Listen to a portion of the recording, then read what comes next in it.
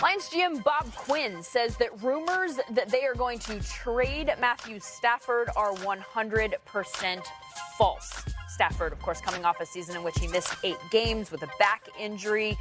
All of this said, Quinn would not rule out drafting a quarterback with the Lions' 3rd overall pick. In other quarterback news, Jacoby Brissett started 15 games for the Colts last season, but after missing the playoffs, head coach Frank Reich says that he will not guarantee that Brissett will return as the team's starter in 2020. There's very few players that have the luxury of saying, I'm a lock 24/7. I don't have to ever worry about job security. That's a luxury in this league that not very many people have. So we don't talk about that kind of stuff. It's the unwritten, it's the unspoken truth that we all know exists, and you're a man about it. You welcome the competition, and let's get better. Ben Roethlisberger's throwing again, just started a few days ago after receiving clearance from doctors, so that's a good sign that he's working his way back from that elbow injury from September that Steelers general manager Kevin Colbert had some interesting things to say about today to Andrew Siciliano. He's doing great. He's progressing. And what we keep talking about is we're hopeful we're going to have a better Ben Roethlisberger coming off the surgery than we had going into it. All right, let's go back to that. A better Ben Roethlisberger. You have no concerns whatsoever that he is going to come back from that injury and show his age and not be the same guy. No, I mean, obviously it's a right-handed thrower that had surgery on his right arm, but again, the optimistic side, it can be just as much as the pessimistic side because he might just be better, and we're encouraged that he will be.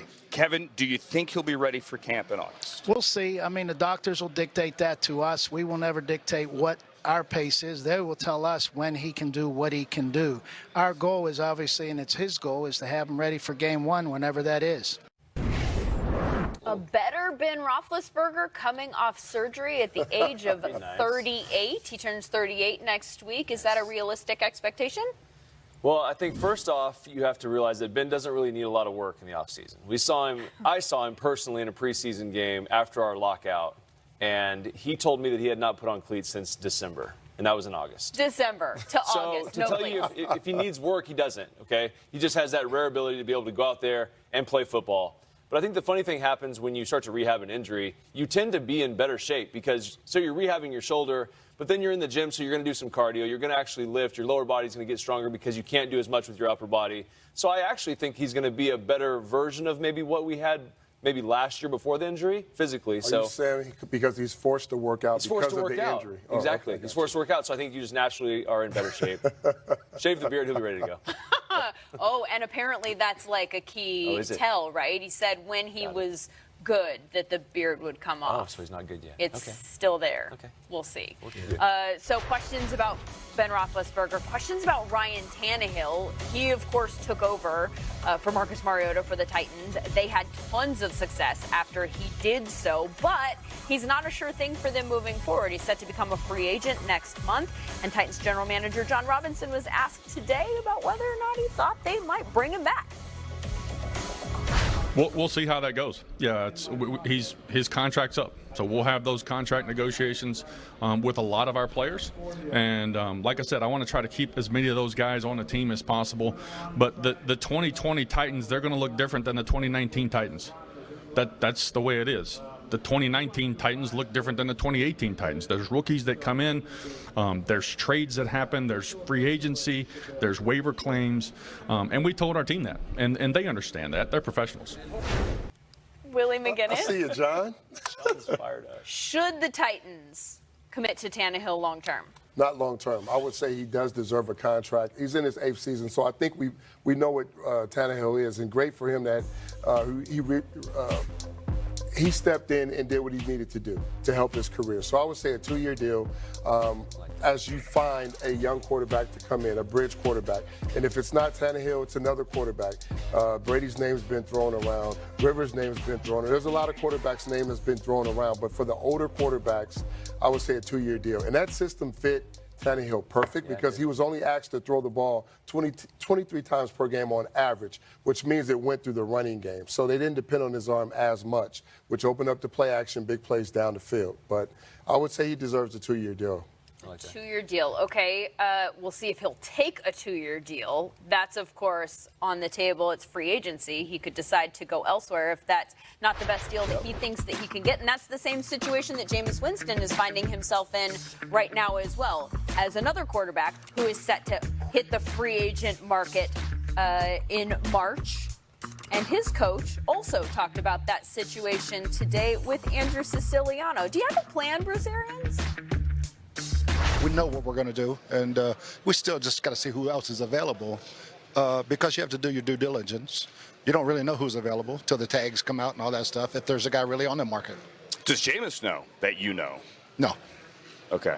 You want to tell? You look at the camera and tell him. No, that's okay. Okay. Text him. You've said before about door number 2. Who's behind door number 2? Well, that's the thing. You see all these names. You've never seen a quarterback market with like Tom Brady and Drew Brees and Phillip Rivers and all these guys that are potentially going to be out there. You don't know what trades might happen. So you really don't know who is behind door number 2 yet. Then you can make a decision. Can I try to translate? Jameis is coming back unless there's somebody out there that you might prefer and you think you can get him. If you can get him, whomever that is, right, then that is your guy. Am I reading that the right way? Pretty much it. I mean, okay. We can win with Jameis. There's no doubt about that. So we know what the plan is. Jameis doesn't know what the plan is, and I'm not interested in telling Jameis what the plan is. I love Bruce. What, He's can so you direct. can you translate what love we it. just heard there?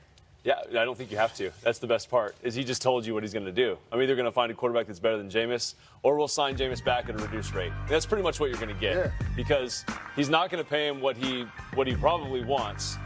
Had too many turnovers, had some big explosive plays, but I think Bruce is smart enough to know that you can't turn the football over, you can't make some of the plays that Jameis made, and be a consistent winning football team. So he's going to look for somebody else. And I think the commitment changed since the day Bruce walked in the door till now, because he had a close and up front, bird's eye view of what Jameis Winston is on tape, what he can do, what he's not able to do. Is going into his 5th year pretty much sums it up what a quarterback is. Now, you can come back later and, revive yourself as a quarterback. I get it, but you are what you are. So I think going forward, the ball's in his court to have the options to go after some free agents, go out to draft some guys, whatever the case may be. Whatever options they have on the table, it does include Jameis Winston. I just don't think he's the top priority of signing him to a long-term deal. Could this backfire? Well, I think the biggest issue with this situation is I don't necessarily think that Bruce Arians and Jameis Winston are a good match. I think that when Bruce first had a chance to talk about Jameis, he said, hey, just go ahead and sling it, man. But he threw 30 interceptions. So, I never was down with that mindset with Jameis because he's always just slung it. You need someone to kind of rein him in and maybe get another quarterback that maybe doesn't want to take as many chances and put him with Bruce. And then Bruce can maybe bring out aggressiveness out. Bruce has coached good quarterbacks. He's coached Carson Palmer. He's coached a lot of good quarterbacks in this league. Andrew Luck. But you have to have the right match. His motto is no risk it, no biscuit. I know, but that's not the motto we need for Jameis. Yeah, but if you do it, you got to throw it to the right guy on a consistent basis. I understand making some mistakes, but this has followed Jameis since he's come into the league. Right. The interceptions and the touchdowns are synonymous. They're right there with each other. So it's not. It hasn't changed. You're an enabler. That's what you're doing. So you need somebody who's less likely to. Yeah, a little more conservative. A guy that's going to be a game manager, and then Bruce can, with his offense, kind of bump him up. Have any trade talks about him, and we're excited to have him as a New York Jet. As for Marshawn Lynch in Seattle, Pete Carroll and John Schneider left the door open for return today. Carroll acknowledging that Lynch probably wouldn't want to play a whole season, and that he would be open to a scenario like the one that played out this year. There he is, strong core. I agree. Batman. He's a team player, Justice League utility belt. He's got it all. Look at you guys. I think he might look better than Batman. I mean, that's what he looked like physically. Very, very, very well done.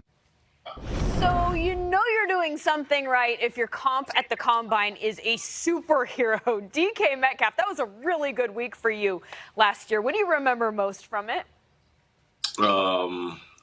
Calling my mom at the end. We all saw that. She telling me how proud she was of me. So that was probably the best moment. That was the FaceTime moment that was caught on camera? Yes, ma'am. Oh, why was that so emotional for you, you think? I mean, because she's been there every step of the way, watching me grow up, and just for her to tell me how proud she was of me, it just meant a lot. Well, for those who don't remember, don't know what we're talking about here. You had an insane combine. I'm going to run through some of the numbers. You ran a 4.33 40. That was a faster 40 time than Devin Hester. You also threw up 27 reps of 225 on the bench, which is more than Trent Williams, who's ginormous. You jumped higher than Odell Beckham Jr. Your broad jump was better than Deshaun Jackson's, whose explosivity we are all familiar with. Were any of those a bigger deal for you than any of the others? I would say the 40-yard dash because I think a lot of people didn't think I was that fast. I mean, a lot of people knew I had speed, but being able to run a 4.33 at my size, I mean, it was just amazing. I'm curious to know what the weeks were like after the combine for you, because you crushed every single tangible test that there was, and then you had to listen to people talk about whether or not the test actually mattered. Would it translate to a game? Were you just a workout warrior? What was that like? I mean, I heard a lot of criticism after the combine, and a lot of people said if I don't do anything my rookie season, then they should just do away with the combine. But no, it was just an amazing experience. Just took it all in and just was ready to just get back on the field and play football again. Yeah, well, you obviously proved this year when you did get back on the field that you could play in the NFL. You were first in the NFL amongst rookie wideouts in targets and catches and receiving yards and receiving touchdowns. Knowing what you know now about playing in the league, what do you think is the most important thing for a receiver when it comes to transitioning to the NFL? I mean, Russ said it best when I first got there. Just be professional about everything. And, it's a job now. So, I mean, it was my life. And, I approached it that way. And, just have fun while you're doing it as well. Because, you're getting paid to play football, the game you love to play. So just, take it day by day and just continue to have fun and be professional with it. Is there anything that you would add to that if you were talking to one of the draft prospects this year that's getting ready to take the field? If anyone called you up and asked you for advice, what would you tell them? Don't think about anything. Just go out there and just do it. Let the numbers take care of themselves. And, when that team calls your name to get drafted, then, just go make a statement. What's the big number that matters the most for wide receivers at the combine? At the combine, everybody loves to see a 40-yard dash. Everybody wants to, know how fast you are. So, I mean, I still think the 40-yard dash is the biggest number or the biggest event at the combine. So run fast, and if you're so inclined, a shirtless selfie apparently has never hurt anybody. I mean, I got a lot of backlash about that, but hey. I don't know if backlash is all you got. You got a lot of attention that focused us on who DK Metcalf was. I think that put you on a lot of radars. Yeah, and